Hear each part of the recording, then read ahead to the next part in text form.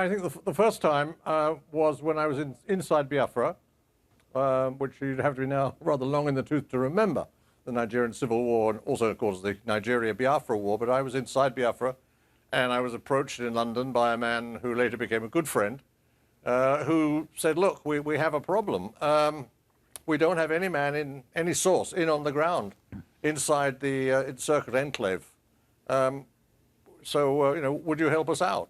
Just tell us what's going on inside there. So I said, well, okay. So what I did for the last year of the Biafran War, I was sending reports, both journalistic reports to the media and other reports to my new friend, telling him just actually all they wanted to know was the true level of the horror that was going on in there, the thousands and thousands of dying children. I felt that was pretty controversial, but not about security, not the security of our country anyway. So I saw no harm in contributing. But as you say, you were a correspondent then. I am old enough to remember that, and a good one. But so there were some things that you weren't putting in a newspaper, but you were telling the security people.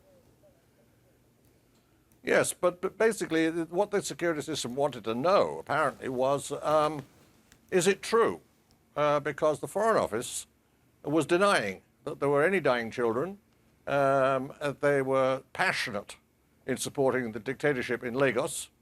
It was oddly enough the MI6 that had a different viewpoint.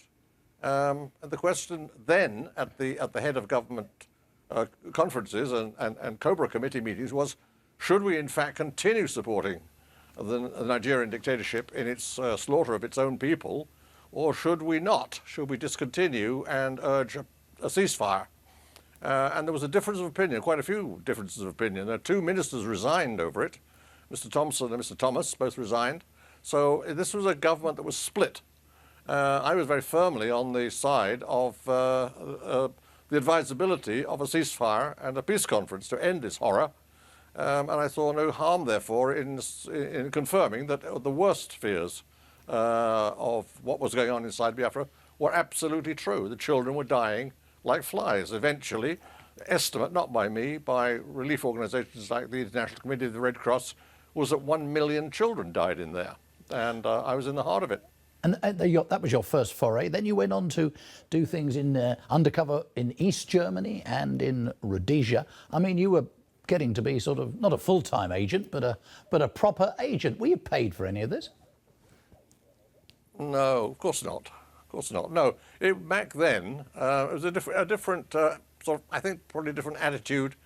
The spirit of the age, as the Germans call it, the zeitgeist was different. The Cold War was very much on. Our enemy was the USSR, specifically the Politburo and the KGB. They were dangerous to us. They threatened us. And so if you were asked, look, hey, can you possibly see your way clear to do us a favor?